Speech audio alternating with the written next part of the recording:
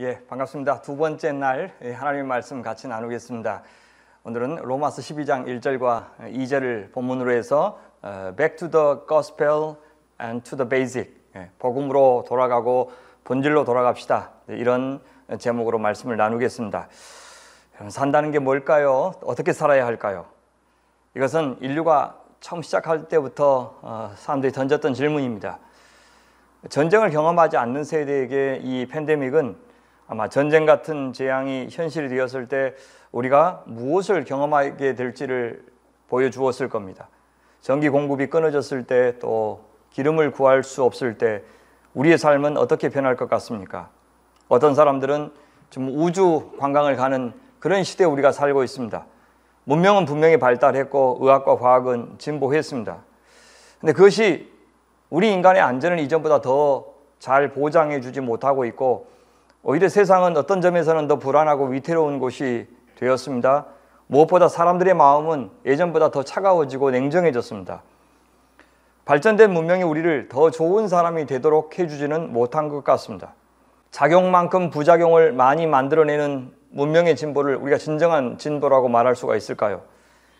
인간성이 참담하게 비정해지고 메말라가는 상황에서 물질의 진보를 이루었다고 한들 그것을 진정한 발전이라고 말할 수가 있을까요?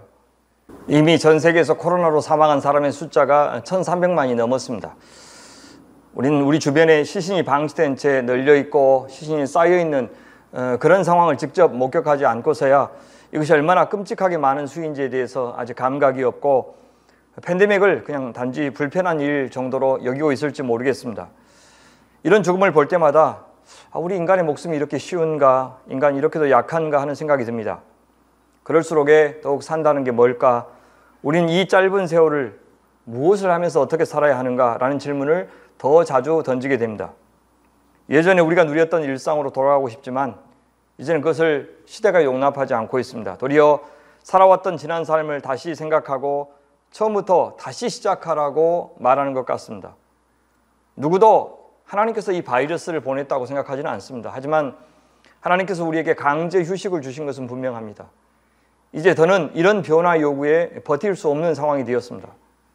우리 개인의 삶에서부터 또 교회에 대해서 또 인류의 삶의 조건에 대해서 다시 생각해 보아야 할 때가 되었습니다. 사회 각 영역에서 이미 그런 움직임들이 일어나고 있고, 많은 미래 전문가들이 갖가지 진단과 예측과 대안을 내놓고 있습니다. 아직은 우리가 무엇을 택해야 될지 알 수가 없습니다. 아무도 팬데믹의 도래를 예상하지 못했듯이 팬데믹의 미래도 예상할 수 없기 때문입니다. 그런데 그렇게 우리 현재를 진단하고 미래를 예측할 때 정말 중요한 것이 있는데, 무엇을 기준으로 삼을 것인가 하는 것입니다. 돈을 기준으로 삼을 수도 있고 인간을 기준으로 삼을 수도 있습니다. 그러나 더 근본적으로 중요한 것은 그간 우리 시대를 풍미해왔던 그런 판단과 평가의 기준들, 그러니까 유력한 이야기들, 세계관들, 메타 내러티브들, 이데올로기들, 사상들, 이것들을 한 번은 점검할 기회를 가져야 한다는 것입니다. 자본주의, 사회주의는 말할 것도 없고, 신자유주의 세계와 또 생태계에 대한 각 나라의 입장에 대해서도 근본적인 변화를 요구받고 있습니다. 거의 파괴와 해체 수준의 변화가 필요하다고 주장하는 사람들도 있습니다. 이럴 때 우리 코스탄들, 특히 우리 그리스도인들은 어떻게 해야 될까요? 어떤 생각을 해야 될까요? Reboot our heart 라고 할 때 우리의 마음을 그냥 부팅하는 것 자체가 중요한 것이 아닙니다. 앞서 언급했듯이 세상도 가만히 있지 않고 끊임없이 우리에게 부팅하라고 요구하죠. 그냥 권하는 게 아니라 우리가 변하지 않으면 죽는다고 겁박합니다. 팬데믹이 아니더라도 우리는 그간 신자유주의의 문화 속에서 정신을 차릴 수 없을 만큼 변화라고, 쇄신하라고, 새로지라고 독촉하는 소리를 계속해서 들었습니다. 얼마나 큰 스트레스 속에서 살아왔습니까? 경쟁에서 이기지 않으면 살아남을 수조차 없게 된 그런 상황 속에서 우리 젊은이들이 살아왔지 않습니까? 그런데 문제가 무엇입니까? 이 세상의 변화 요구가 우리의 안위나 우리의 행복에 대해서는 전혀 안중에도 없고, 자기 돈벌이에 도움이 되는 자원으로서 우리가 자격을 갖추어야 한다, 그렇게만 요구하고 있다는 데 문제가 있습니다. 시대의 변화에 걸맞게, 아니 시대의 변화보다 앞서서 우리가 변해서 어떻게든 자신들이 월급 주는 회사에 높은 이익을 가져다 주는 그런 인적 자원이 되라고 도전하는 것이 그들의 전부입니다. 그런데 팬데믹이 오면서 그런 요구가 더 거세졌습니다. 그렇게 우리가 리부팅 해도 되는 것입니까? 우리가 정말 세상의 요구에 따라서 그렇게 부팅해도 되는 것입니까? 아닙니다. 그래서 세상에서 서바이벌 하는 것이 하나님 앞에 영광이 되는 것이 아닙니다. 이제 우리는 무엇을 기준으로 하여 우리 자신을 성찰할지를 생각해야 됩니다.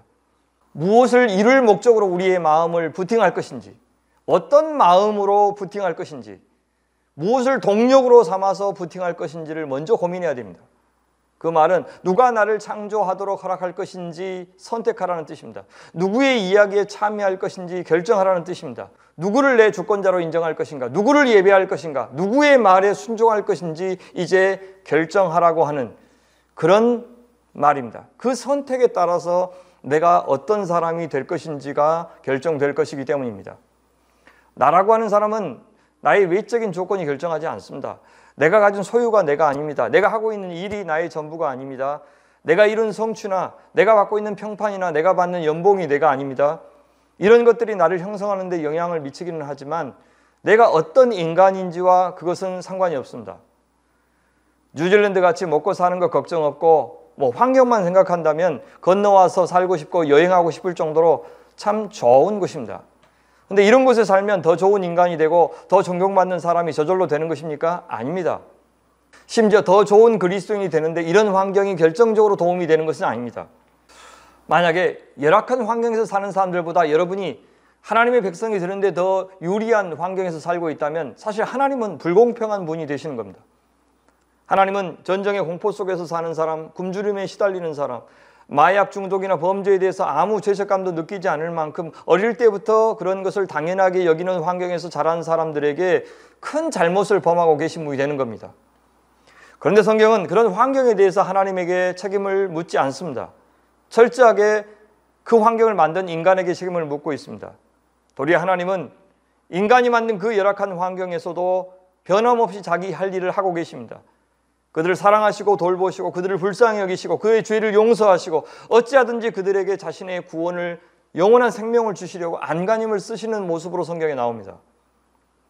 소위 선진국이라고 하는 나라에 살고 있는 사람들이 자신들이 누리는 것을 하나님의 축복이라고 여기지 않듯이 그런 험악한 환경에서 한다고 해서 저절로 마음이 겸손해지고 가난해져서 하나님을 찾게 되는 것도 아닙니다. 선진국이라고 하는 환경이 우리를 저절로 행복한 사람이 되게 만들어주지 못합니다. 반대로 열악한 환경 속에서 산다고 해서 행복하지 않는 것은 아닙니다. 제가 드리고 싶은 말씀은 이것입니다. 환경이 우리에게 영향을 미치지만 이제 우리에게 더 중요한 것은 우리가 어떤 처지에 있든지 간에 각자의 자리에서 분명한 기준을 선택하여 살아야 한다는 것입니다. 환경을 핑계하지 않고 무엇이 우리에게 영향을 미치도록 허락할 것인지를 이제 결정하라는 것입니다. 우리 그리스도인들은 무엇이 우리를 창조하도록 허용하는 그런 사람들입니까? 무엇을 기준으로 삼는 사람들입니까? 하나님입니다. 하나님의 말씀이고 하나님의 복음입니다. 하나님의 복음의 내용인 하나님 나라입니다. 하나님 나라 계획이 창조의 목적이고 그 계획을 이루어 가신 하나님의 역사를 구속의 역사라고 부릅니다. 그 구속의 역사를 이루기 위해서 하나님은 아들 예수님을 메시아로 보내셨습니다. 이제 하늘 보좌 우편에 계신 그 예수님이 성령을 통해서 이 땅에 도래한 그 하나님 나라의 왕으로 통치하고 계시고 그 예수님이 장차 우리가 눈으로 볼 수 있는 형태로 재림하실 때 하나님의 모든 구원 계획은 완성될 것입니다. 바로 그 소식을 우리는 복음이라고 부릅니다. 우리가 오늘 우리의 상황을 해석할 때 그 하나님의 창조 의도, 하나님의 창조 목적에 비추어서 판단해야 됩니다. 팬데믹이 어서 물러가고 다시 좋은 환경이 되면 교회도 회복되고 우리의 신앙도 회복될 것이라고 생각해서는 안 된다는 것입니다. 우리를 사랑하셔서 아들 예수님을 우리 대신 십자가에 내주시고 죄인인 우리를 구속하신 하나님의 사랑의 관점에서 이제 내 인생을 해석하고 평가해야 됩니다.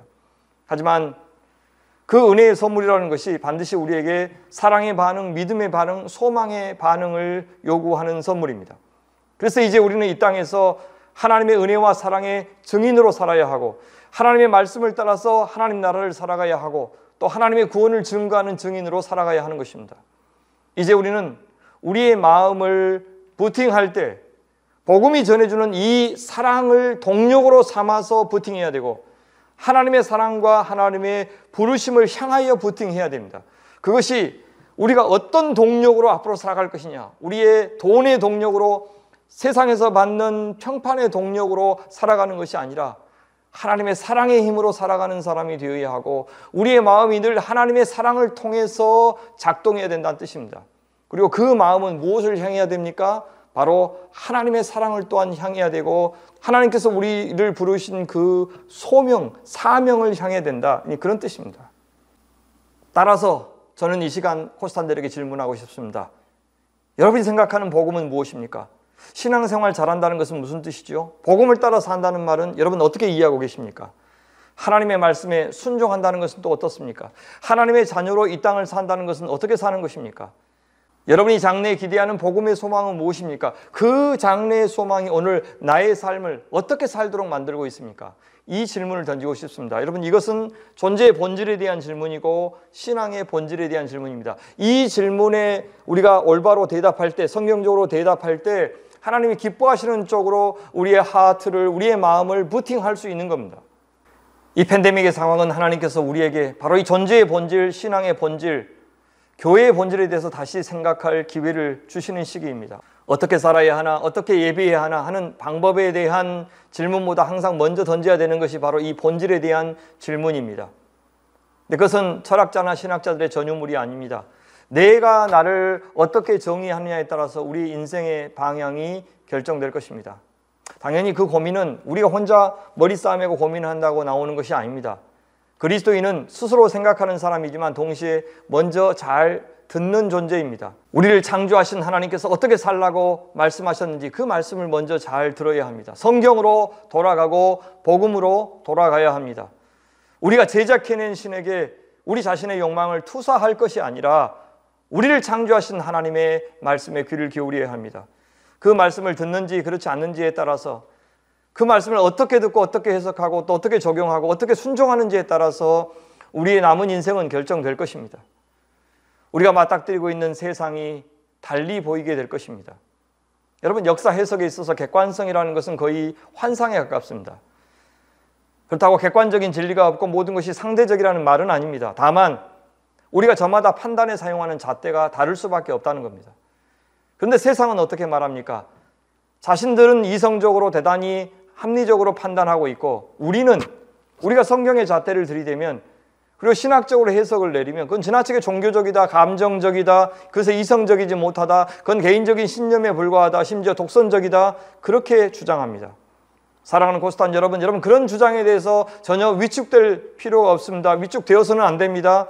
사실 세상이야말로 자신들만의 잣대가 옳다고 주장하는 매우 독선적인 사람들입니다. 우리가 아니라 그들이 편협한 것입니다. 성경을 진리라고 믿고 하나님이 살아계시다고 믿고 그분이 창조주이시고 역사의 주관자이시고 지금도 우리를 돕고 지키시고 우리의 삶을 완성하실 분이라고 하는 믿음은 모든 역사를 살아온 그리스도인의 변치 않는 전제였고 세상 판단의 기준이었습니다. 이에 반대하는 제국들은 다 사라졌지만 교회는, 하나님 나라는 변함없지 않습니까? 그들의 이데올로기는, 그들의 사상은, 그들의 말은 사라졌지만 하나님의 말씀만은 변함없이 살아있지 않습니까? 그것이 증거입니다. 우리가 본질을 추구할 때 우리가 반드시 참조해야 되는 것은 바로 이 하나님의 말씀의 기준입니다. 아무리 시대가 하수상해도 시대 상황이 우리의 인생을 결정하도록 맡겨서는 안 됩니다. 그것이 우리의 교회의 방향을 정하도록 놔둬서는 절대 안 된다는 것입니다. 어떤 조건과 환경에서도 오직 하나님의 말씀만이 우리의 가고 서는 것을 결정하고 앉고 일어서는 것을 결정하도록 해야 합니다. 바울은 지금 고린도에서 로마서를 쓰고 있습니다. 로마의 교회는 바울이 개척한 교회가 아닙니다. 물론 로마 교회는 바울을 알고 있는 사람들이 적지 않았습니다. 고린도와 에베소에서 바울과 함께 사역했던 브리스가와 아굴라가 이미 로마 교회의 중요한 일꾼이 되어 있었습니다. 하지만 바울이 한 번도 로마 교회를 방문해 본 적이 없었기 때문에 로마 교회 성도들이 바울을 충분히 알지는 못했습니다. 바울은 지금 자신의 사역이 중요한 전환기를 맞고 있다는 것을 알고 있었습니다. 여러분, 지금 우리 시대도 마찬가지죠. 뉴질랜드도 그렇고 전 세계도 코로나에서 또 다른 중요한 국면을 맞이하고 있습니다. 뉴질랜드도 코로나 제로 정책을 포기했다고 이야기하죠. 이에 따라서 교회도 이제 어떤 새로운 모습으로 전환할 것인지를 고민하고 있고, 성도들도 신앙의 기지개를 펼 때라고 여기는 아주 중요한 시기에 저희가 지금 코스타 시간을 보내고 있는 것입니다. 이 코스타를 통해서 사랑하는 여러분들이 복음을 잘 정립하고 새로운 상황에서 주님의 마음을 품고 주님이 원하시는 삶을 충분히 상상하는 그런 시간이 되기를 바랍니다. 바울은 어떤 변화의 시기를 보내고 있습니까? 바울은 이제 안디옥 교회를 중심으로 한 로마 제국의 동반구 사역을 마치고 이제 로마 교회를 중심으로 해서 이제 서쪽 지역을 선교할 때가 왔다고 판단했습니다. 그래서 이제 로마의 교회가 안디옥 교회처럼 자기의 선교를 지원할 그 거점 교회가 되어주기를 기대하고 있습니다. 그러자면 먼저 뭘 해야 되겠죠? 바울 자신이 누구이고 바울이 얼마나 신뢰할 만한 목회자인지 또 지원해줘도 괜찮은 목회자인지를 증명해야 했습니다. 무엇을 알게 하면 로마 교회가 바울을 믿고 후원해 줄까요? 이력서에 어떤 내용을 넣으면 교회가 그를 후원 선교사로 받아줄까요? 아마 바울이 이력서를 쓰면 몇 권의 책으로도 부족할 만큼 그가 한 일이 많았을 겁니다. 하지만 바울은 로마서 어디에도 화려한 경력으로 자신을 어필하고 있지 않습니다. 그는 로마서에서 오직 나의 복음만을 전하고 있습니다. 자신이 부활하신 예수님을 만나면서부터 형성된 복음을 전했습니다. 로마의 성도들을 한 번도 만나보지 못했기 때문에 그 어떤 편지보다도 길게 친절하게 복음을 설명해 주고 있습니다. 바울이 앞으로 이 로마 제국 서쪽에 가서 어떤 복음을 전하고 싶어 하는지를 말해 준 것입니다. 이 영광스러운 복음을 준비했으니 바울 자신을 받아주고 또 선교사로 보내달라고 부탁합니다. 사랑하는 코스탄 여러분, 바울의 정체성 아이덴티티를 형성하는 가장 중요한 것은 바로 바울 자신의 복음이었습니다. 여러분이 누구인지에 대해서 질문 받는다면 여러분 어떻게 대답하시겠습니까? 주님께서 듣고 싶은 대답이 바로 이것입니다. 주님은 예수님 자신과의 관계에서 여러분 자신을 정의하기를 기대하십니다. 여러분이 어떤 복음을 들었고 그 복음을 어떻게 전하였고 그 복음을 따라서 어떻게 살았는지로 여러분의 인생을 회고하기를 주님은 원하십니다. 복음을 받아들였다고 하는 것은 하나님 나라를 수용했다는 것인데 과연 여러분의 가정에서, 직장에서, 여러분의 학교에서, 여러분이 맺고 있는 모든 관계 속에서, 여러분이 돈을 사용하시고 또 시간을 대하는 방식에서 그 복음이 어떤 영향을 미쳤는지를 주님께서는 알고 싶어 하십니다. 그 복음, 그 본질이 우리 자신을 결정하고 우리의 교회를 결정하기 때문입니다. 팬데믹 때문에 아무리 사정이 어려워졌더라도 그 기간 동안에 우리가 복음에 대해서, 하나님의 말씀에 대한 갈망이 더 커지고 깊어졌다면, 또한 주님과 기도로 교제하는 그 감과 촉이 더욱더 예민해졌다면 여러분은 사실상 아무것도 잃어버린 사람이 아닙니다. 여러분은 평안한데 그냥 세상만 요동칠 뿐입니다. 우리가 아는 대로 바울은 결국 이 로마서를 쓴 후에 로마에 가게 됩니다. 근데 사도행전 후반부를 보시면 바울이 여객선을 타고 로마로 간 것이 아니라 죄수 호송선을 타고 로마에 갑니다. 선교사 신분으로 간 것이 아니라 죄수의 신분으로 갑니다. 그래서 결국 로마 교회의 후원을 받고 서바나, 지금의 스페인까지 가서 선교를 하게 됩니다. 비록 죄수의 신분이었지만 그의 복음이 로마 교회에게 받아들여졌다는 것을 알 수가 있습니다. 로마서는 이렇게 구성되어 있습니다. 1장부터 11장까지 바울이 바로 그 복음에 대해서 잘 설명합니다. 그리고 12장부터 16장까지는 그 복음에 합당한 그리스도인의 삶에 대해서 소개하고 있습니다. 로마서에서 말한 바울의 복음은 무엇입니까? 그것은 한마디로 언약에 신실하신 우리 하나님의 의로우심을 드러내는 예수 그리스도의 복음이었습니다. 죽어 마땅한 죄인인 우리를 용서하시고 새 언약 백성으로 삼아주신 하나님의 사랑의 복음이었습니다. 아버지의 뜻을 따라 죽기까지 순종하신 하나님의 아들 예수 그리스도의 복음이었습니다.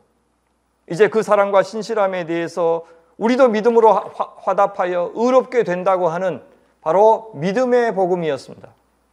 그것을 로마서 5장에서 우리 간단하게 이렇게 요약해 주고 있습니다. 우리 같이 한번 읽어볼까요? 로마서 5장 8절부터 10절까지입니다. 우리가 아직 죄인 되었을 때에 그리스도께서 우리를 위하여 죽으심으로 하나님께서 우리에 대한 자기의 사랑을 확증하셨느니라.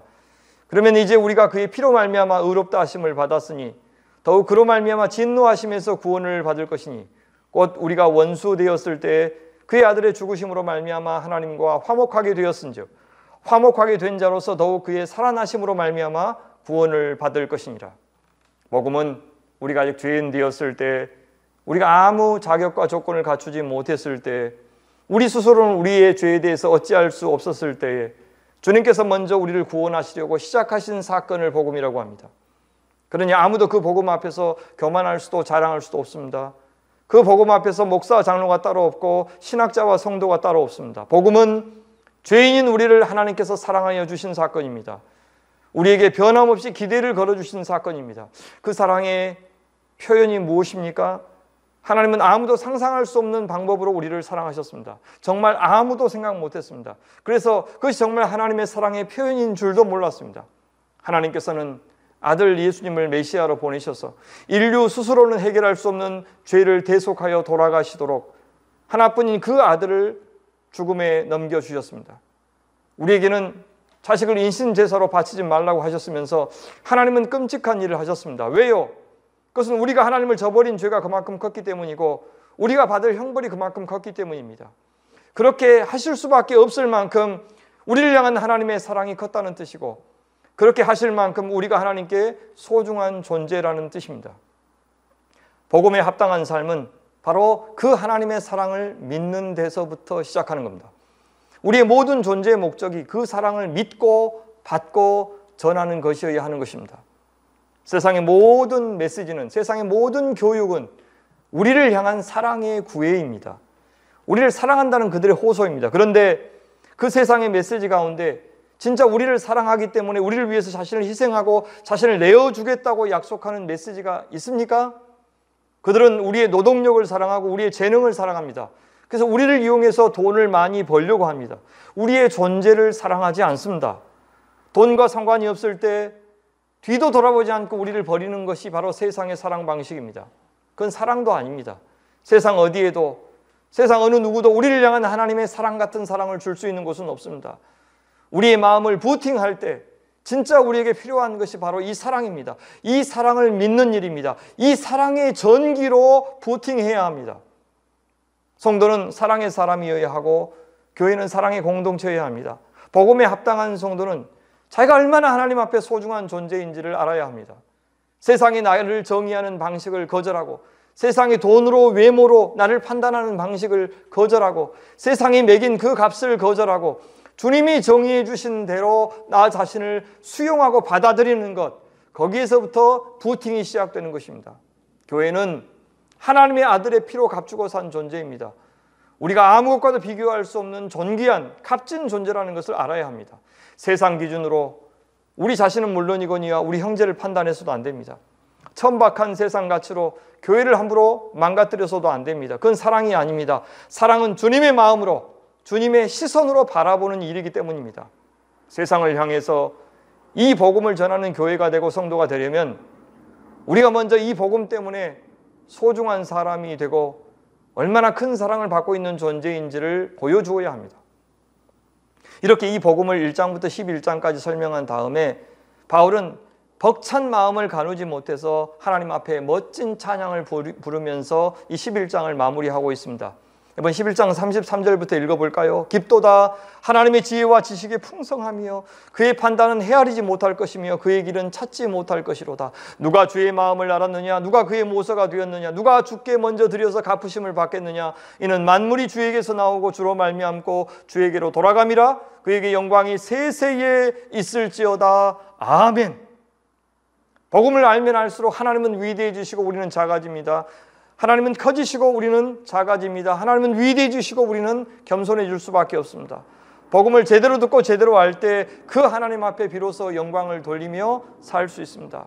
그러고도 우린 주님을 위해서 아무것도 한 일이 없다고 가슴을 치면서 애통해하는 심령이 될 것입니다. 복음에 잠기면 그 사랑을 나누고 전하고 드러내고 싶어 안다라는 사람이 될 것입니다. 그것이 바로 복음이 형성한 참다운 성도의 모습입니다. 이것이 시대가 변하고 바이러스가 창궐하는 상황에서도 결코 변하지 않아야 될 성도의 성도다운 모습, 교회의 교회다운 모습인 것입니다. 사랑하는 고스탄 여러분, 우리는 성령께서 우리의 마음을 부팅하시고 복음이 우리의 마음을 부팅하여 이렇게 복음이 만들어내는 멋진 삶, 멋진 사람, 멋진 마음, 멋진 교회를 꿈꾸시기를 바랍니다. 복음으로 인하여 형성된 우리의 새로운 신분과 축복을 이렇게 찬양할 수 있을 때, 진심으로 고백할 수 있을 때, 이 감격이 있을 때 우린 비로소 그 복음에 합당한 삶도 시작할 수 있는 것입니다. 이것이 진정한 rebooting our heart입니다. 이 사도 바울의 찬양에 대해서 우리 코스탄들도 이번 코스타 기간 동안에 진심으로 아멘으로 화답하실 수 있기를 바랍니다. 맞습니다, 주님. 당신이 하신 놀라운 구원의 역사를 나도 찬양합니다. 그 역사에 나를 초대해 주신 하나님 감사합니다. 이렇게 같이 찬양으로 영광 돌리실 수 있기를 간절히 바랍니다. 그러고 나서 로마서 12장부터는 그 복음에 합당한 성도의 삶이 무엇인지를 소개하고 있습니다. 1절과 2절에서 하고 싶은 말을 다 정리하고 있는데 후반부 전체 요지라고 할 수 있습니다. 바울은 복음에 합당한 삶을 말하면서 이렇게 시작합니다. 그러므로 형제들아, 내가 하나님의 모든 자비하심으로 너희를 권하노니. 하나님의 모든 자비하심에 근거해서 이제 이 권면을 한다, 그 말입니다. 앞으로 할 권면, 그러니까 그리스도인이라면 이렇게 살아야 마땅합니다라고 바울이 감히 권면할 수 있는 것은 바울 자신의 사도적인 권위 때문이 아니라 하나님의 모든 자비하심 때문이라고 이야기합니다. 하나님의 자비하심, 그것이 바로 앞에서 설명한 복음입니다. 죄인인 우리를 그럴 의무가 없으심에도 불구하고 사랑하시고 용서하시고 구원해 주신 우리 하나님의 자비하심, 그것도 모든 자비하심, 이것은 엄청난 자비하심, 헤아릴 수 없는 자비하심, 우리가 생각하는 그 이상의 자비하심이란 뜻입니다. 그것을 베풀어 주셨습니다. 그것에 근거해서 이제 내가 너희에게 어떻게 살지를 권면한다, 그 말입니다. 그러니 반드시 그 권면대로 살아야 합니다. 그 사랑에 화답하는 삶은 선택사항이 아닙니다. 살아도 되고 불편하면 안 살아도 그만인 것이 아닙니다. 그 사랑의 사람으로 살아갈 때만 우린 진정으로 자유로울 수 있고 진정으로 인간답게 행복하게 살 수 있는 것입니다. 돈이 있으면 뭐합니까? 팬데믹이 물러가서 자유롭게 소비할 수 있고 자유롭게 여행할 수 있으면 뭐합니까? 사랑할 줄 모른다면, 사랑을 받을 줄 모른다면, 무엇보다 창조주 하나님의 사랑을 모른다면 우리에겐 쾌락만 있을 뿐 진정한 희락은 없을 것입니다. 그럼 하나님과 예수 그리스도의 사랑에 화답하는 성도의 마땅한 삶은 무엇입니까? 사도 바울은 말합니다. 너희 몸을 하나님이 기뻐하시는 거룩한 산제물로 드리라. 이는 너희가 드릴 영적 예배니라. 예배의 삶, 그것이 성도와 교회에 마땅한 삶이라고 하십니다. 근데 그것은 공예배 잘 드리거나 주일 성수 잘하는 차원의 문제가 아닙니다. 그는 예배가 무엇인지를 따로 잘 설명해 주고 있죠. 예배는 너희 몸을 하나님이 기뻐하시는 거룩한 산 제물로 드리는 것이다, 이렇게 정의합니다. 너희 몸, 이것은 이 몸만 가리키는 것이 아니라 몸으로 하는 모든 삶 전체를 가리킵니다. 몸과 마음과 시간과 물질을 포함하여 모든 것을 드리는 것이 예배라는 겁니다. 그래서 마음과 뜻과 힘과 정성을 다해서 하나님을 사랑하라는 말과 너희 몸을 산 제물로 드리라는 말은 같은 말입니다. 그 모든 것은 처음부터 우리 것이 아니었습니다. 그것을 인정하는 것, 그래서 하나님의 것을 하나님 앞에 돌려드리는 것, 그것이 예배입니다. 따라서 예배는 예배당에 함께 모여서 드리는 것만을 의미하지 않습니다. 우리의 모든 것을 하나님께 산 제물로 드린다는 것은 우리 자신이 살아가는 모든 삶에서 표현되어야 합니다. 모든 시간, 공간, 모든 관계, 모든 소유를 하나님의 뜻대로 사용하는 모든 순간이 바로 예배인 것입니다. 주일만이 아니라 주중에도, 예배당만이 아니라 우리의 가정과 일터와 학교에서도 우리는 우리의 전부를 하나님 앞에 드려야 합니다. 특히 어떤 제물을 주님께서 받으신다고 합니까? 하나님이 기뻐하시는 거룩한 산 제물을 원하신다고 합니다. 우리 몸을 세상이 기뻐하는 방식대로 함부로 사용하면 주님은 그런 우리의 삶을 제물로 받으실 수가 없습니다. 그것은 거룩한, 하나님께 합당한 거룩한 제물이 아니기 때문입니다. 세상에서 부정하게 모은 제물을 갖고 아무리 많이 헌금해도 받지 않으십니다. 아무리 선교에 그 돈을 드린다 해도 그 죄가 용서되지 않습니다. 세상에서 온갖 부정한 일에 교인이 연루되었다면 하나님은 그 사람의 그 어떤 것도 받지 않으십니다. 아무리 종교적인 말과 종교적인 활동으로 치장한다 해도 하나님은 그럴수록 더욱더 역겨워하시고 더 불편해하실 겁니다. 무엇이 복음이라고 했습니까? 하나님이 자기 아들을 화목 제물로 우리에게 내어주심으로써 우리를 향한 하나님의 사랑을 확증하신 사건이 복음입니다. 하나님이 제물로 아들을 주신 것이 복음이라면 이제 우리 자신을 하나님 앞에 제물로 돌려드리는 것이 합당하지 않겠습니까? 이치에 맞지 않겠습니까? 도리에 맞지 않겠습니까? 그래서 그것을 바울은 영적인 예배라고 표현하는데, 이 영적인이라고 하는 말은 이치에 맞는 합당한 reasonable service, 그렇게 번역해야 맞는 그런 단어 로기코스입니다. 그렇습니다. 우리 자신을 하나님께 거룩한 제물로 드리는 것, 우리의 삶을 드리는 것은 하나님 앞에 선심 쓰는 것이 아닙니다. 하나님께서 뭔가 부족한 것이 있어서 우리가 보태주는 것이 아닙니다. 그것은 우리가 이미 말로 다 설명할 수 없고 측정할 수 없는 하나님의 사랑을 받았으니 우리가 당연히 해야 하는 이치에 맞는 합당한 당연한 일인 것입니다. 그것은 예배자로서의 삶을 살지 않는 자는 하나님의 자녀가 아니라는 뜻입니다. 복음에 합당하게 살지 않는 목회자는 사꾼 목자라는 뜻입니다. 교회의 교회다움은 바로 이 삶의 예배에서 결정되는 것입니다. 그럼 구체적으로 하나님께서 기뻐하시는 산 제물로 우리 전부를 드린다는 말은 무슨 말입니까? 어떤 모양으로 산다는 뜻입니까? 2절에서 좀 더 자세하게 설명해 주고 있습니다. 너희는 이 세대를 본받지 말고 오직 마음을 새롭게 함으로 변화를 받아 하나님의 선하시고 기뻐하시고 온전하신 뜻이 무엇인지 분별하도록 하라. 첫째, 이 세대를 본받지 않는 삶, 그것이 예배자의 삶이라고 하십니다. 이 세대를 본받지 말라. 이 문장 헬라어를 지극히 하면 이 세대의 흐름에 떠내려가지 말라 그 말입니다. 이 세상의 거센 흐름에 순응하지 말라. Don't be conformed to this world입니다. 저항하라. 오히려 맞서라. 그런 뜻입니다. 이 세상이 마치 자기들이 우리의 살고 죽는 것을 결정할 것처럼 겁박하고 위협한다 해도 그리고 죄를 지어가면서까지 그들의 말을 들어서는 안 된다는 뜻입니다. 오히려 성령의 능력으로 말씀의 능력으로 공동체가 한 마음과 한 뜻으로 맞서서 진리를 따라 지어져 가야 된다고 말씀하십니다. 그렇게 빛과 소금으로 존재하는 것을 예배라고 부릅니다. 예배한다는 것은 하나님께서 이 세상의 주인이시고 왕이심을 인정하는 일입니다. 어제 다니엘처럼 제국의 한가운데서 하나님의 역사 주권을 인정하는 삶이 바로 예배의 삶인 것입니다. 둘째, 무엇이 복음에 합당한 삶입니까? 무엇이 우리 자신을 산 제물로 하나님 앞에 드리는 삶입니까? 오직 마음을 새롭게 함으로 변화를 받는 삶이 예배의 삶이라고 합니다. 여기서 마음이라고 하는 헬라어 단어는 이성과 가치관을 가리키는 단어입니다. 그러니까 마음을 새롭게 하라고 하는 것은 가치관을 바꿔라, 세계관을 바꿔라 그런 뜻입니다. 이것이 회심입니다. 세상적인 가치관대로 살았던 삶에서 돌이켜서 하나님 나라의 메타 내러티브를 따라서 하나님 나라의 가치관을 따라서 성경의 가치관을 따라서 변할 때 우리는 비로소 거룩한 제물로 하나님 앞에 드려질 수 있는 것입니다. 그럴 때 비로소 세상에서 하나님이 기뻐하시는 대로 살 수가 있는 겁니다. 그리스도인이 되었다는 것은 이제 주인이 바뀌었다는 뜻입니다. 돈을 숭배했고 그것을 성공이라고 믿었던 사람이었는데 이제 예수님이 좋아하시는 것을 나도 좋아하는 사람으로 변하는 것이 회심입니다.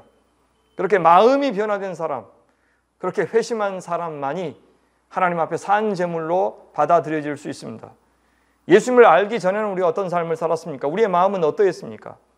로마서 1장 28절부터 보시면 또한 그들이 마음에 같은 단어입니다. 하나님 두기를 싫어하며 하나님께서 그들을 그 상실한 마음대로 내버려 두사 합당하지 못한 일을 하게 하셨으니 곧 모든 불의, 추악, 탐욕, 악의가 가득한 자요 시기, 살인, 분쟁, 사기, 악독이 가득한 자요 수군수군하는 자요.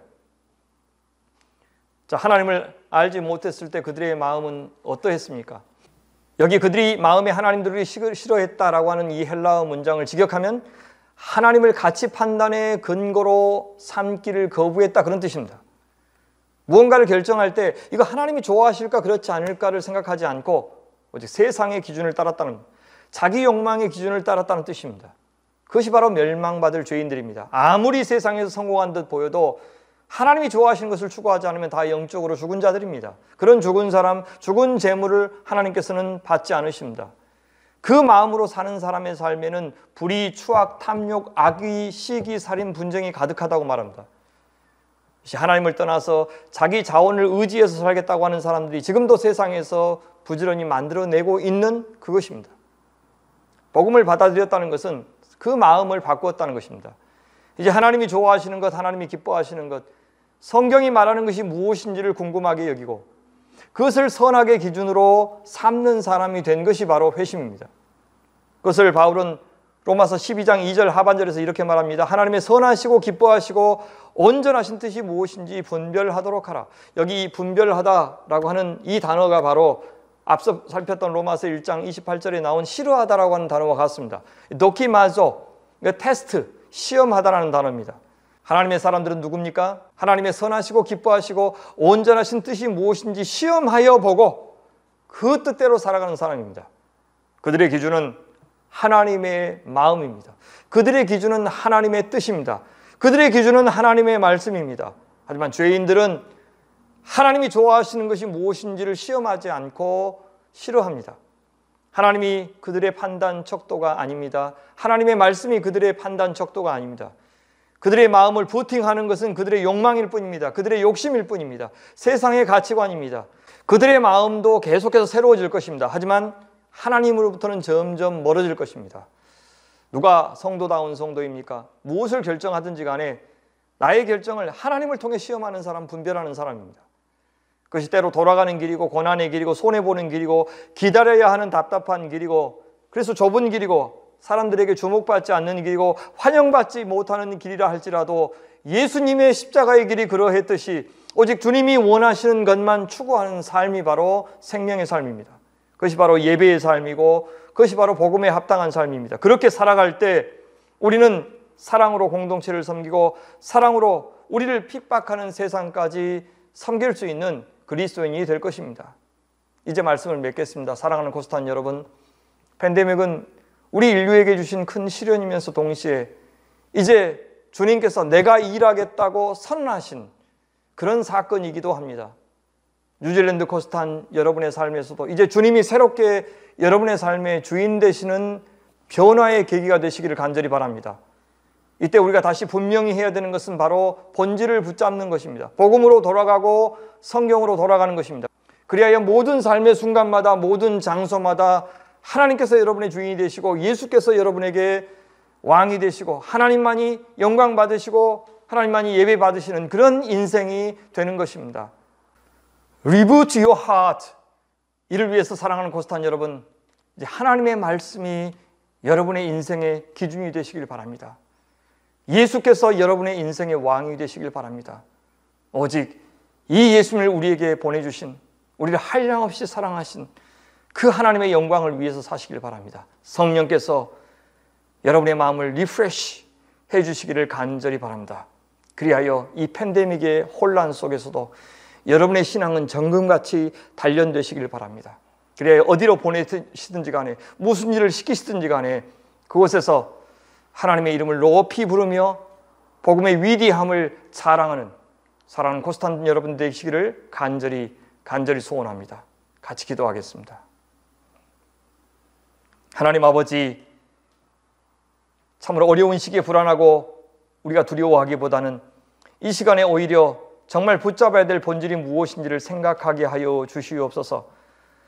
우리가 살아가야 하는 인생의 본질이 무엇인지, 또한 복음이 무엇인지, 어떻게 신앙생활을 하는 것이 올바른 것인지를 다시 생각하고 다시 시작할 수 있도록 주님 도와주시옵소서. 우리의 힘으로 우리의 결심으로 하나님이 시작하는 그런 삶이 아니라 오직 성령께서 말씀으로 부팅해 주시는 그 은혜로 살아갈 수 있도록 도와주시옵소서. 이 말씀을 통해서 우리 인생의 목표를 분명히 정하여 하나님의 마음이 우리의 마음이 되도록 도와주시옵소서. 하나님만이, 예수님만이 이 세상의 왕이시며 주인이시라고 하는 이 진리를 받아들이고 하나님이 기뻐하시는 거룩한 산 제물로 살아가는 아름답고 복된 인생, 성도다운 성도, 인간다운 인간들 다 되게 하여 주시옵소서. 그리하여 이 청년들을 통해서 뉴질랜드의 교회를 새롭게 하시고 그곳에 복음이 편만하게 하시며 하나님의 영광이 다시 한번 높이 드러나도록 주님 도와 주시옵소서. 예수님의 이름으로 기도하옵나이다.